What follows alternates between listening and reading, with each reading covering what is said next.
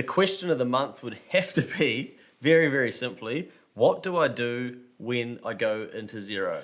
Yeah, a fantastic question that absolutely blew me away because we take it for granted having our little number cruncher hats on and our calculators at the side.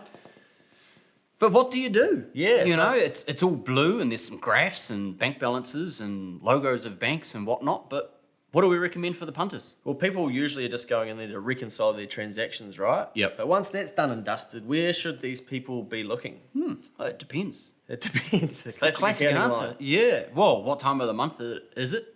Give me You two. know? Give me two Two important things things to look at. Look, if it was me, I'd be jumping in and looking at my GST return for preview period so far, so you can see how much GST you've got to pay at that particular point in time. You can make sure there's enough money tucked away, so it's not a surprise when you've got to pay in either 2 or 6 months' time.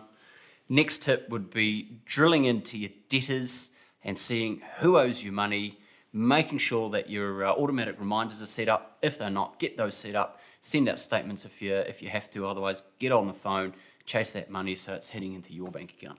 Outstanding. And what about if people want to see how they're performing for the month? Like, am I making any profit? How do they find that? So I think you're talking about a profit and loss there, Luke. That's what it is. And to get that, you just click on that accounting menu, reports. It'll bring you to another screen, and there'll be one there called profit and loss report.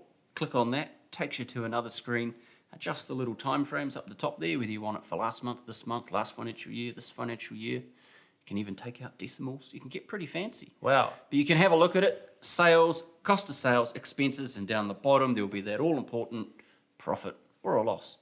And we're realists, and we know that A, you're probably not going to do that. B, you're probably not going to understand what it is when you're looking at it. So ask for some help. Get in touch. Yeah. Ask your current accountant. Ask us. Send us a message. We're more than happy to talk you through what those numbers mean, because we know that business owners don't understand the numbers, and that's what we're here to do. And one of our values is translator, so we like to translate the numbers into meaningful speak that a business owner can understand. So put your hand up, learn this stuff, because it is important and it will help you grow your business. Yeah, we find most people just don't get 100% out of Xero. They just go in and do that reconciling and then go back to business. Yeah. What they're comfortable doing, and we want to see business owners understand their numbers, because if you understand it, then you can leverage off of it.